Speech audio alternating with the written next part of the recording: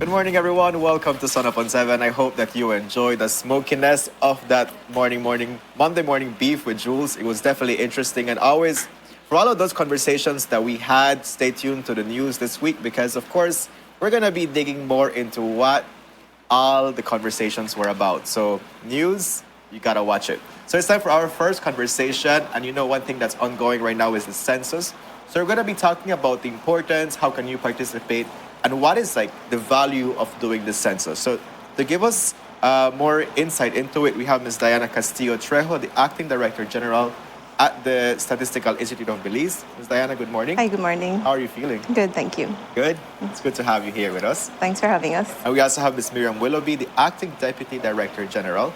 Good morning, Ms. Miriam. Good morning. Good to have you here. Thank you. Thank you so much both for joining us on the couch to learn more about the census and, of course, for our viewers to know if they see somebody walking in their neighborhood, they know what's going on and how can they participate. So it's definitely something worth having this conversation about.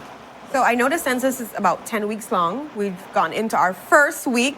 Yeah, and tell us a little bit about what's the community participation been like thus far, and also what do people need to expect moving forward when it comes to the next 10 weeks. Because like Kevin said, we're going to start seeing people coming around asking us these questions and so forth. So we need to prepare ourselves on how we're supposed to be able to answer these questions. So I guess I'm not sure. I guess Ms. Diana can tell me. Okay, well, as you said, we are 1 week in. We started our data collection last week, Friday. And it's been so far so good. It's been going pretty smoothly. We did not go out with the full complement of staff that we had hoped to go out with, so we are still recruiting and training at this time. Okay. But our teams that are out there have been doing very well in terms of response rates. You know, about 97% of households that we are able to reach and start the interviews participate with no problems. We have very few refusals, and our teams are making good progress. So in the coming next couple of weeks, we'll be having more people trained, so you'll be seeing more people out in the different areas as well. So how, for viewers out there, I know, is it open still that they can be able to be a part of this training? Yes. And how long would the training take for them to be able to go out in the field? So we actually have a group starting to train today. Oh, nice. And the training will go for about 10 days. Okay. And then next week, Monday, we have another training starting. And so there's still time to apply for that. We're specifically looking for persons from Belize City, from the San Ignacio area, from Stan Creek. We still need some people from that region as well, from San Pedro. We need people from San Pedro and up north. So there's still opportunity for interviewers if you want to be an interviewer. We still have, you can visit our website at www.sib.org.bz. You'll see the recruitment application. We have an online application there. But you can also contact our office at 822-2207 extension 211 and speak to our HR department. So please, we're asking everybody that's If somebody interested. messages today, they can be able to start the training today, or would they have to wait till next week? For next week. Okay. 30th, right. So they have this week, and then this one seems like this already done full. This one, This is capacity met. Yes. But next week, definitely we there's have an opening. another training session. Correct. Perfect. Yes, so there's still time. Perfect. And can you just at least give us the age? I know there's going to have the criteria up on the website that people can be able to go and see if they qualify, but at least the age so people can think, okay, do I qualify? Am I in have the age to be range? at least 18 and over, and then to apply for interviewer, you need at least a high school diploma completed. So yes.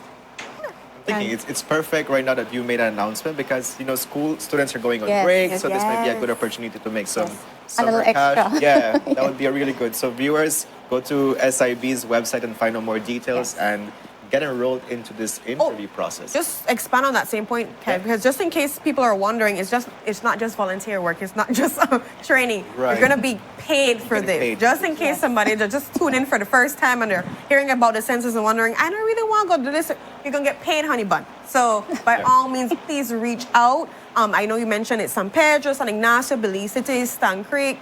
Those are the areas that are we still need people. Still looking for people. So all you really need to be is 18 and over, have your high school diploma, and you guys have the chance to probably really network with people too as well, because you're asking all these questions. And you have to be vaccinated. And thank you for That's that. a requirement. How is the safety measures being taken place right now for this? Because I know we're kind of somewhat coming up, or we're still in COVID because the number specifically for Belize district has increased. Yes. So what has been dawn for that? Right. So for our field staff, we do still require them to wear their masks whenever they're together. They work in teams. Whenever they go to interview someone, we require that they wear a mask. Okay. We ask them to still maintain social distancing with respondents. So you'll notice that they're at least about 6 feet apart from the person that they're interviewing.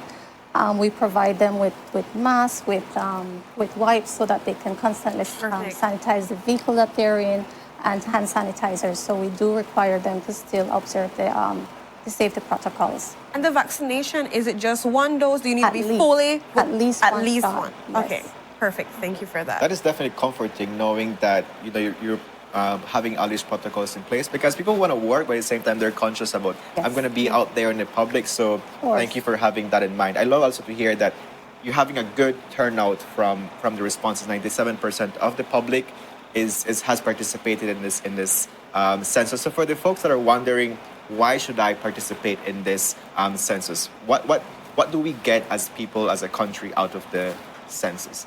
Okay, well, the census is basically the country's biggest data collection exercise. We only do it every 10 years, and it's our chance once every 10 years to collect a whole range of information that's really important for basically developing our communities. So, if persons want to see their communities develop in terms of maybe more schools, more hospitals, things like that, this information is helpful for that. This helps the government, this helps businesses, this helps all of us plan and make decisions. It helps us know how far we have come since the last census in 2010. We do expect to see some changes and perhaps the living conditions of persons, maybe our demographic characteristics. So it tells us a whole lot about our country, it tells us about how we live, and that information is so important to helping our own communities develop. And so, it's very important that persons, when we come to your household, that you participate, that you provide all the information that we ask. The information that we get from the census is only as good as the information we get from every single household. So, our aim is to get every household to get their information completely and to get that information accurately. Right. So it's not just you being nosy, like, oh, I don't want to know all of this information. I tell you, right? know But the business. It's valuable data for us to have, as you rightly mentioned, for us to know where we are and what are Right. the needs and transformation. And it's important to that our households can feel reassured that the information we collect is confidential. It's all confidential, just like everything else that the SIB collects. That information is kept stored internally at the SIB. There is no person, no agency that can have access to anyone's individual information. We don't publish anything that can identify a person or a household or a business. So it's all strictly confidential. It's completely safe to share your information with us. Thank you. Talking in that same safety note, I want to ask, how can people identify somebody is a census taker, that, they came in the right form? This is not just some random person just trying to get my information. Because it is some personal information that you need to know. I know it's anonymous, but still. So is there a way that people can identify? Sure. All of our census workers have an ID. They have their ID that they're wearing.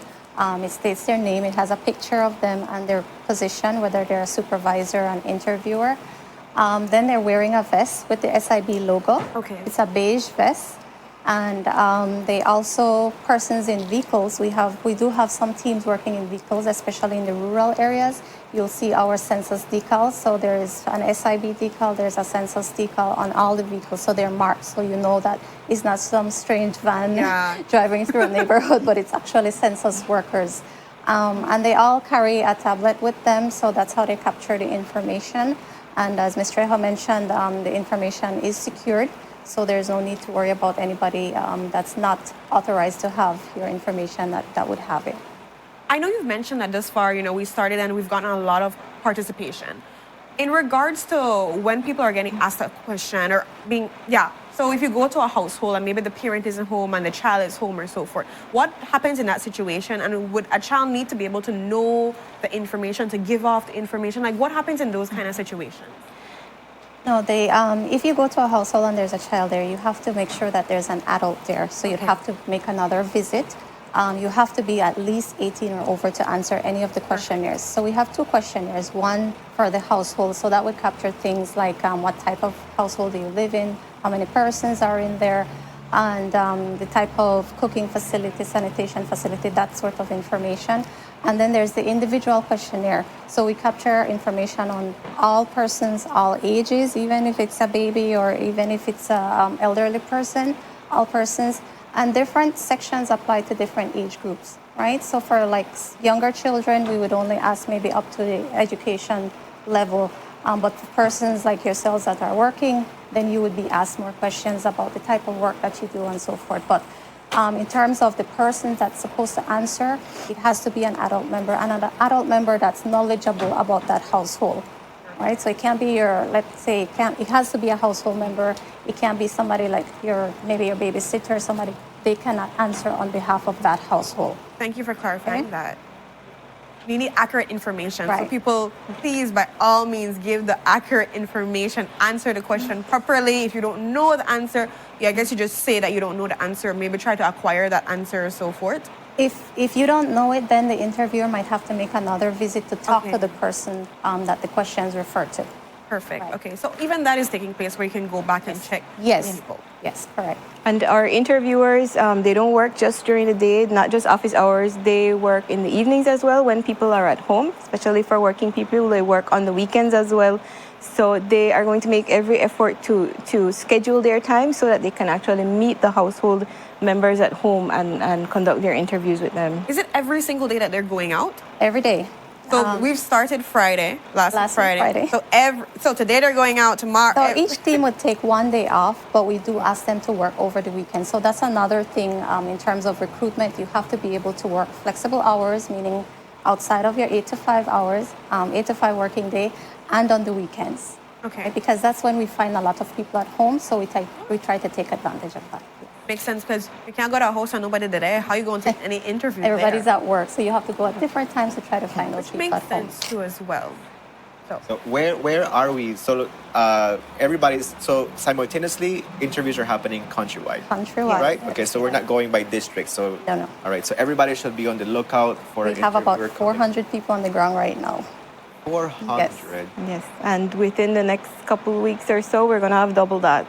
Okay. Yes. I love it. Wow. And so you guys tackle like per district, or is it Everything entire district? is happening right now. Oh, okay, That's yeah. what I asked. Everywhere. Okay. I'm thinking too also about the growth in our population and all these things that people can be able to see now from this. And when will the data be available as well for people to, check out the census? Because I know we're doing 10 weeks, and you also have to like go and cipher through all of that Process data, and the that's a data, yes. lot of data. Yes. So We want to have like preliminary figures by the end of December. So we'll have Okay. like a preliminary report, which means just counts like how many people in the country, how many by district, by area, breakdown by sex. So basic information. And then in March of next year, we want to have a little bit more comprehensive report.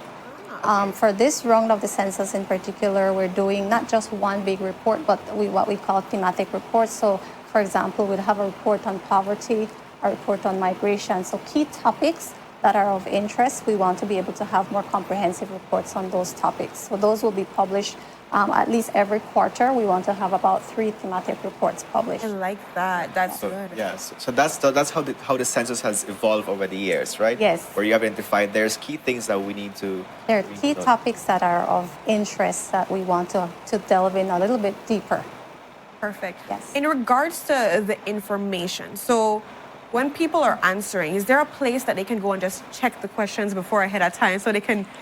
I know I feel like you're the cheek pan a tester or something, but there's people that like to be prepared for some reason. Is there a way that they can do that? Like maybe go on a website or something? Because I'm wondering, there's some people that probably is like, I don't know what to ask me. I'm afraid for no one to ask me or There's stuff like really that. no need It's really to basic prepare. questions. It's because basic questions, but you're about supposed to know. Exactly, that you're supposed to know about yourself, right, or about your household. So there's no need to prepare. But if you really want to cheat the system, the census questionnaire from 2010 is up on our website. It's an annex to our 2010 census report. So if you really want to know what the questions are like, you could take a look at that report and the annex with the questionnaire. The questions are very similar. We have added a few questions. We're asking questions regarding COVID and how persons have been affected by that.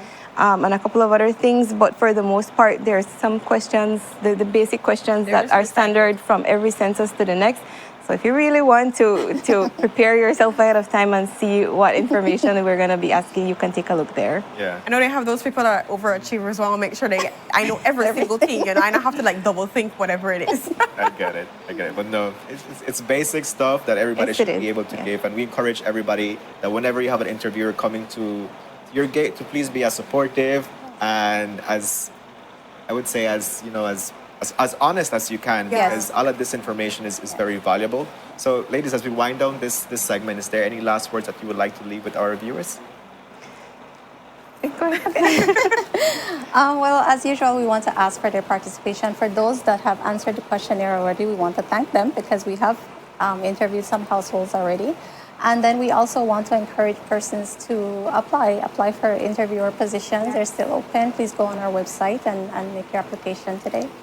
Awesome. And you guys remember, please, by all means, I know sometimes you come from work and you're tired, right? And like you hear somebody to try Yes. ask you these questions, like I don't want to ask it, but please just answer the questions. Be forthcoming, be very honest, like Kevin said, like we're trying to build our country together. We're gonna be able to use these results for a host of different things, for just to know where our country stands. So please be forthcoming with the information. Not send your picnic out because as Ms. Miriam has said, you have to be 18 and over to be able to answer, and you have to be a knowledgeable person of the household. Yes. So please, by all means, let's answer these stuff. Let's get it out of the way. I'm sure it's not a long test, you know. You can't feel it. You really can't feel it. I mean, if you really want to know what the questions are, like Ms. Diana said, you can go back and check the last consensus. But by all means, please answer these questions. And for people out there, remember, in San Ignacio, in San Pedro, in Belize district, and also in San Creek. Correct, yes. And up north. as well. Up north. Everywhere. Oh, no. Okay, so basically everywhere Yes. they can still have opening slots Yes. where you can go in and be an interviewer. You would not be doing it for this week. It'd be next week, Monday, you'd have the training. But it's going to be awesome to be able to be a part of a team, to learn about your country. You're going to be learning firsthand here from what people say and everything. But by all means, come out. You can make money off of this, guys. It's not just volunteer work. You're making money too as well. Stack up that money. So thank you so much, ladies, for being here and continue the great work. We're at the first week. We have 9 more to go. Yes, but We do. we hope Belizeans are forthcoming and, you know, just able to welcome everybody into their homes and for access. And we will be at the Agric Show. Oh, this perfect. weekend. See, So so we'll have a booth there. we're going to be taking information there Yes. too. No, well, we're not doing interviews, Oh, okay. but whatever information you want to know about the census, we'll have a booth out there. Okay, so question and answer, guys. So at Agric, you know you're going out there because you don't want to go out and dash out and everything. There's also going to be valuable information there. So you know on a dash out, you'll learn too as well. And so with that, we go to our next commercial break. When we're back, we're going to be talking to the Belize City Council about what's happening with the end of month renewal, online processes for renewal, and the steps to making payments for renewal. All that and much more. Stay tuned for that exciting conversation. We'll be right back.